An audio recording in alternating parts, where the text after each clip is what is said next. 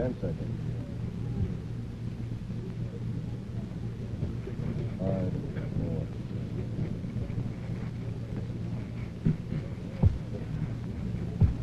4. This is it. The final game. Dick Weber is trailing Bill Hardwick after one game by 27 pins. Weber rolled a 231 to Hardwick's 258. The second and final game.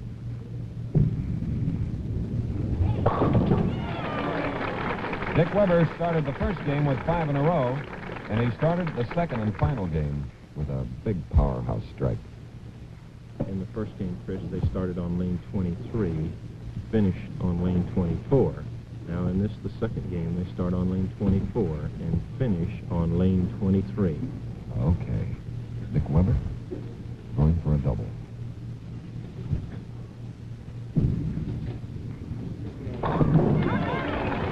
And he has it. Lola Albright, Joined by Jerry Donovan, AMF Vice President, enjoying the work of Weber, and now they'll watch Bill Hardwick.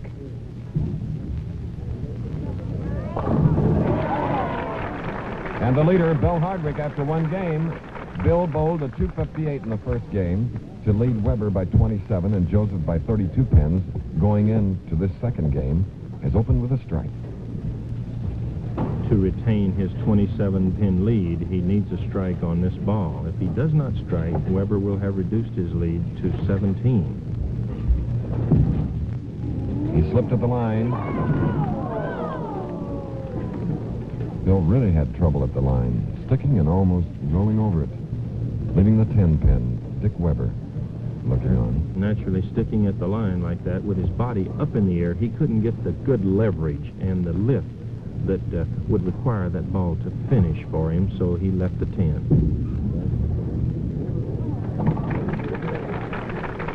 So here is Bill Hardwick with a little bit of a tough break Going into this second game.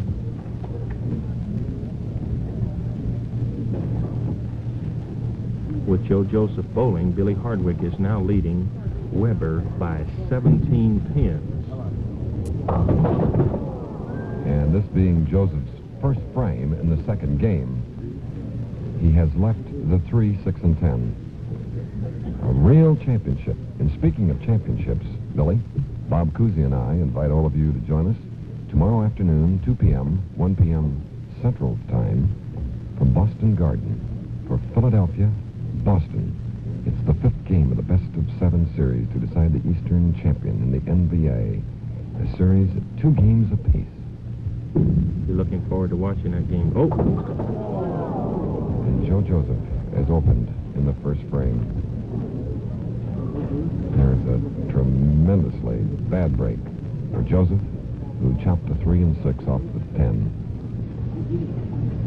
With that open in the first, Chris, Joe Joseph is now 43 pins behind the leader, Billy Hardwick. In the first 24 shots in the first game, we had 17 strikes, and this is our first open frame. And it just slid by, leaving the 2 and the 5 for the 46-year-old professional from Michigan. Chris, I'd like to take this opportunity to congratulate you on winning the Sportscaster of the Year award for the 2nd consecutive year, which is really fabulous. Well, thank you very much. I'd have to thank all of my colleagues who did the voting and the sports writers all across America and the fine people of Salisbury, North Carolina. And Joe Joseph has marked with a spare after opening in the first frame, Coming through with a spare in the second. And now here is Dick Weber, who has a double and is trailing Hardwick by only 17 pins now. Joseph is down 43 pins. If he can strike here, he'll reduce it to 7.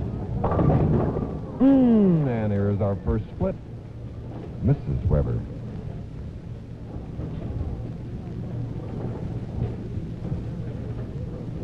Pressure telling here in the second game.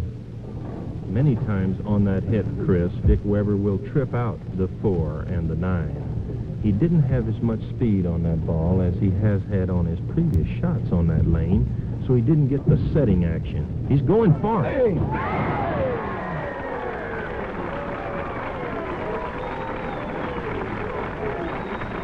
Weber has converted a 4-9 split, and listen to the applause.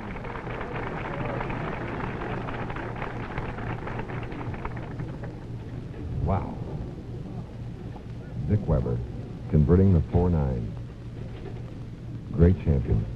Just a fabulous player, Chris.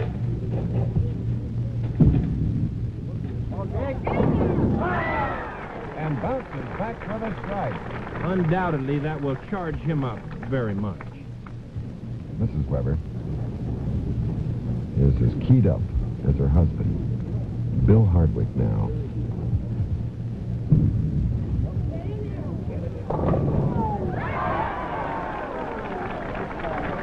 Effective pin action on the part of a rolling Billy Hardwick bowling ball. Hit him thin and watch him spin. Billy, any songs this week? The song this week, Chris, has been the Firestone song, Where the Rubber Meets the Road. Joe Joseph. Bill Hardwick. Got trouble at the line. But he hits and strikes. Oh, what a final game.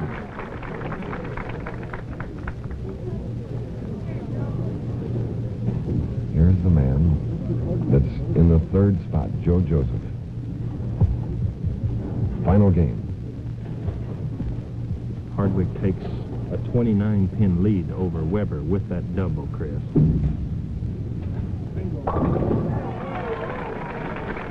And Joe Joseph comes up with his first strike in this final game. 25,000 to the winner, 12,500 second, 6,500 for third. In other words, there's a difference of $18,500 in finishing first or third. There are the two men waiting. Joe Joseph on the approach, using very little of it.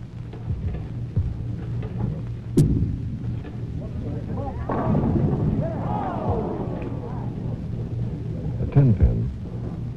He's trailing now by about 53 pins. Immediately following this Tournament of Champions on ABC's Wide World of Sports. Great events. National AAU Swimming and Diving Championships, a view of the Astrodome in Houston, and the ascent of Mount Kennedy as Mr. Harvey Firestone, Jr., chairman of the board, looks on.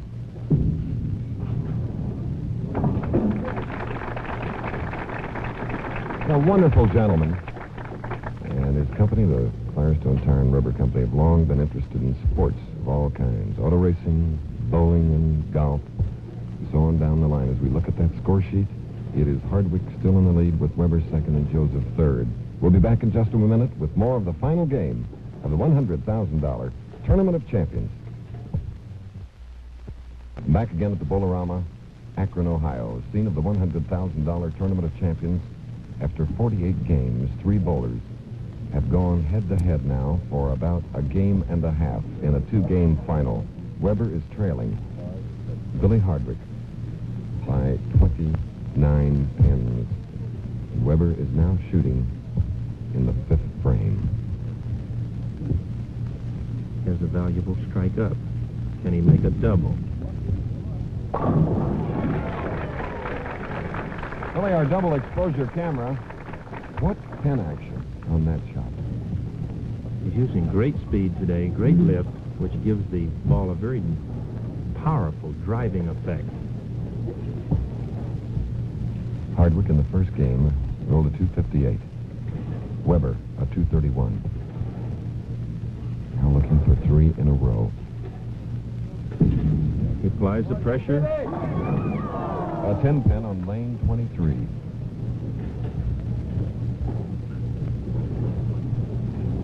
Getting that double, then losing 1 pin on the count, leaving the 10. He trails by 20 pins. Billy Hardwick, the leader. Weber now, cross lane shot for the 10-pin. The spare maker showing you how it can be covered. All right. Now Dick Weber can rest a few moments while Bill Hardwick goes to work. He's working on a double, incidentally, leading by 20 pins. Final game.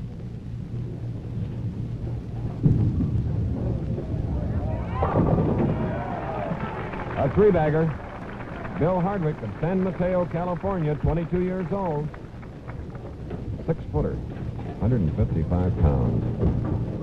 Bowler of the Year in 1963. And Chris, if the youth of America aspires to be a great champion like Billy Hardwick, there's great news. The AMF All-America Youth Bowling Program will start April 15th. And a youth named Bill Hardwick has 4 in a row. Applying the pressure in this final game, there's a difference of 12,500 in winning or finishing second. There's the leader, Bill Hardwick. And he's leading by 40 pins, Chris, over Dick Weber.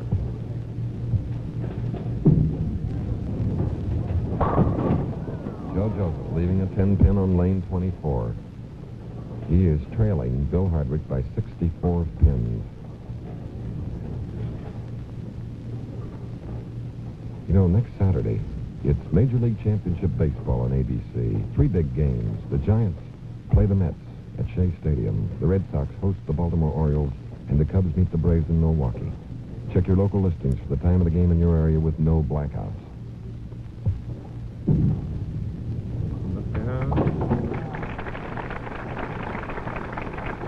That was a tough break there for Joe, Chris. He needed to strike out to maintain a position in the running. There you see it. Joe Joseph, 68 in the 4th. Billy Hardwick, 100 in the 4th. Dick Weber, 97 in the 4th. Here's Joseph. Whoever finishes third gets $6,500.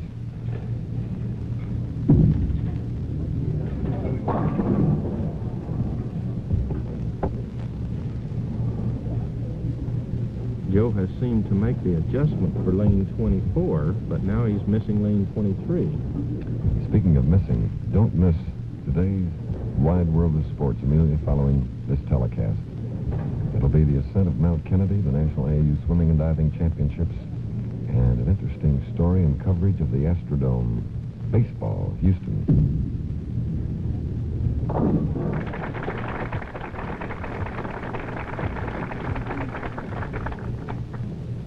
Now here is Dick Weber, who is trailing by 40 pins as Bill Hardwick is in the lead. As you see, Weber is working on the spare in the 6th, shooting in the 7th. Important that he strike.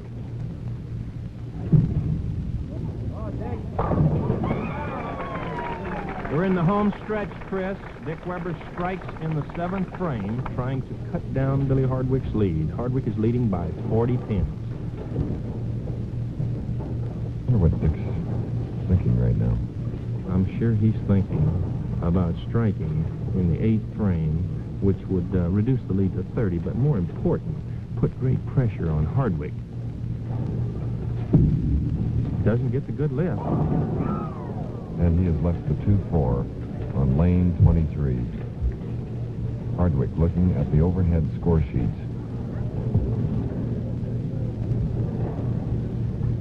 That was a big ball for Weber, Chris.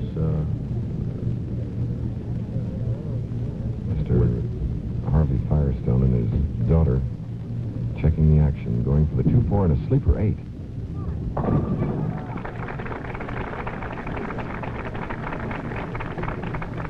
Now here is Bill Hardwick, who has 4 strikes in a row. He opened with a strike, made a spare, the 2nd, and then has struck.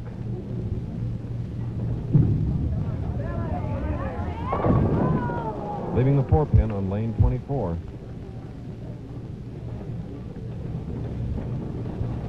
No trouble there, Chris. The boys hitting the pocket like that. The 4-pin is not a difficult spare. He will move to the right. Unless he should stick at the line and pull the ball, it should be an easy cover. These consistent professionals, members of the PBA, started by a group of professionals, and of course, one of the really great promotions and engineering things done by Eddie Elias, the executive director. 39-pin lead by Hardwick. A big strike coming in the 8th frame. It's Hardwick in the lead. Weber is running 2nd, And Joe Joseph is 3rd. And Joe will now shoot. Harvey Firestone Jr., chairman of the board of the Firestone Tire and Rubber Company. and they hosted us at a wonderful banquet Monday night at the Firestone Country Club, Chris. It was a very fabulous affair. Joe failed to knock down the 4-pin. This is our 13th stop and final stop on our ABC telecasts of professional bowling. And we can tell you've enjoyed it with the many letters and comments we've received, and we appreciate it. As you see, Joe Joseph's trailing by 78 pins. Had an interesting letter this week, Chris. One of our viewers wanted to know if Nelson Burton ever wore horn-rimmed glasses. Yes, he did. He's now wearing contact lenses. Yes. As does Andy Marzic now. This is the way they finished here in the Tournament of Champions. Weber, Hardwick, and Joseph coming into the finals with the top three with Orff, Allen, Pirano, Billy G, Downey, Fazio, Earl Johnson, Hennessy, Bluth, Marsic, Whaler, Solvino, Sutar, Chappis, Don Johnson, Myers, Lamangello, St. John, Tontis, Allison, and Downing, the first 24. Here is the leading money winner, Dick Weber. Anxious to get the top spot here. Nice smile from the veteran as he finally gets his second strike of the second and final game. But we'll be right back with the balance of today's match. Now into the final stages of the final match as Dick Weber is trailing Bill Hardwick by 39 pins. Right, Chris. The situation is this. Weber needs a strike in the 9th and 3 in the 10th to force Hardwick to mark in one of his two final frames. There is the strike in the 9th frame, Billy. Would you repeat that? Right, Chris. Dick Weber got a strike in the 9th, so he now needs 3 strikes in the 10th to force Hardwick to mark in one of his final 2 frames. So Hardwick is sitting pretty comfortable right now. Yes, he is, as Mrs. Weber watches.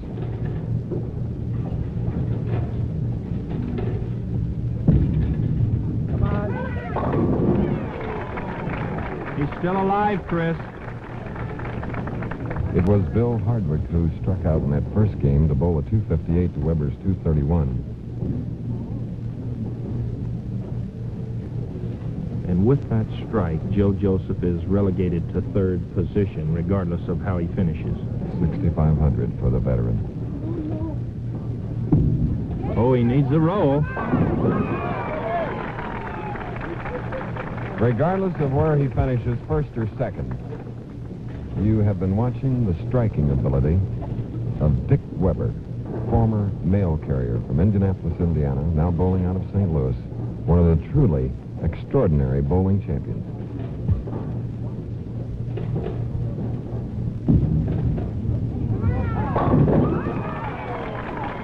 What a finish!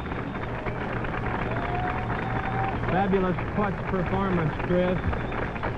Billy Hardwick now needs to mark in either the 9th or the 10th frame. Should he open in both frames, Dick Weber would win. Right there is the pressure shot. It's a bad shot. The 1, 2, and the 8. 1, 2, 8. Very valuable break for Billy Hardwick in kicking out the 7 and the 10. Had both of them stood, it would have been a near impossible spare conversion. If either the 7 or the 10 had stood, it would have been a very difficult spare. He needs to cover this.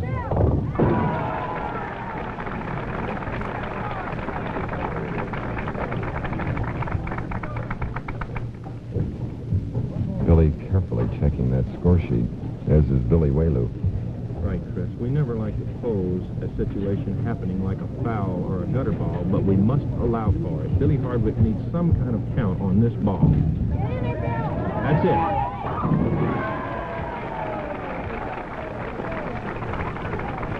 Bill Hardwick, San Mateo, California. And as he told you earlier, before this final 2 games, he was so nervous that he had put his shaving lotion on before he shaved. And I'm sure he had his heart in his hand as that 9th frame. The 6, 7, and 10. And if you're going to have a split, Billy Wayloo, this is the situation to have it in. That's the perfect spot to have it, Chris. The crowd knows that he is the winner. The overhead scoring screens across the house tell the capacity audience.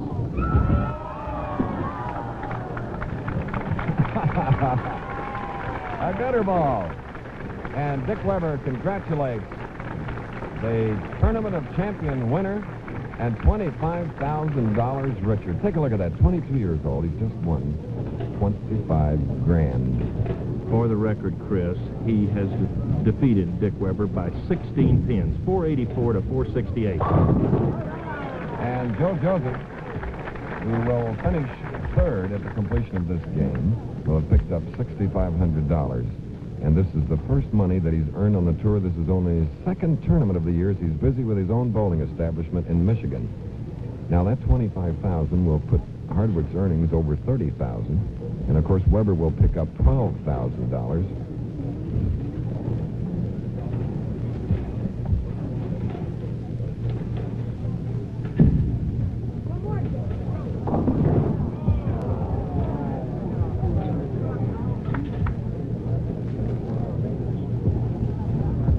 Joe Joseph, as we said, picking up his first earnings of 1965 with $6,500.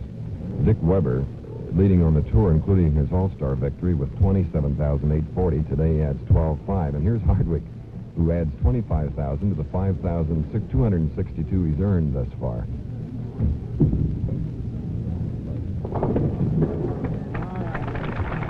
Leaving the 10-pin, Hardwick bowled a 226, Weber a 237, 178 for Joe Joseph, the man that finished third. We'll be back in just a minute to meet the winner of the $100,000 Tournament of Champions. Get the bowlers out here first and then right. Ladies and gentlemen, here we are on the approaches with little time left, but I would like to introduce the man that finished third, the veteran from Michigan, Joe Joseph. Come here quick. We have $6,500 for you. Where are the checks? Oh, there you go. Where are the checks? The man from the Martian Man, fine actor Ray Walston, right? Joe, I wish you would accept this, and my congratulations. Thank you, Ray, very much. Nice going, Joe. Thank you, Chris. All right, now finishing second, the All-Star champion, Dick Weber. Dick. Thank you, Chris. Thank you very much. Thank you. And now the star of stage screen television, and you're going to love this. She's going to present you the check. Lola Albright. Lola? Thank you very much. This is a pleasure to give you because you were such a pleasure to watch, really. Thank you very much. You're a pleasure to watch, too. Okay, and now to present the trophy to the winner of $25,000, Bill Hardwick. It's gone. We would like to introduce the chairman of the executive committee of the Firestone Tire and Rubber Company, Mr. Raymond C. Firestone.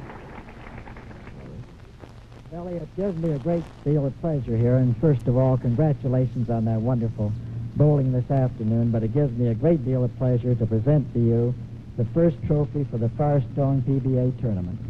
Thank you very much, Mr. Firestone. Thank you. I want you to take a look at that. You're nervous? I can even stand here.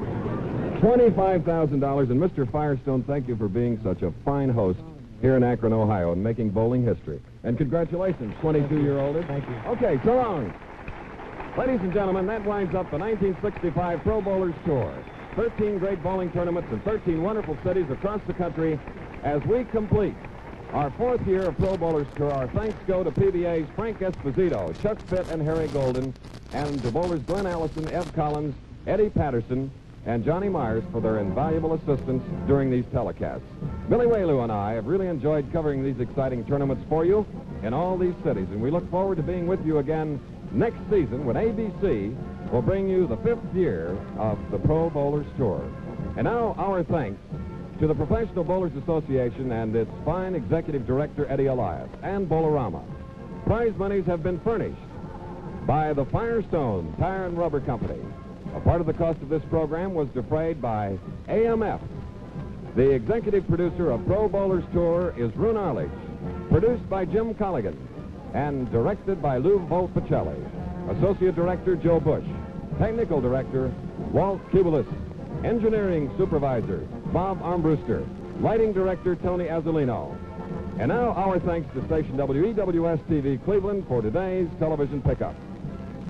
This is Chris Schenkel saying so long from Akron, Ohio, for Billy Waylew and myself. Today's tournament on the 1965 Pro Bowlers Tour was brought to you by the Consolidated Cigar Corporation, makers of Muriel, the light cigar for thoughtful modern smokers, and by Firestone, symbol of quality and service.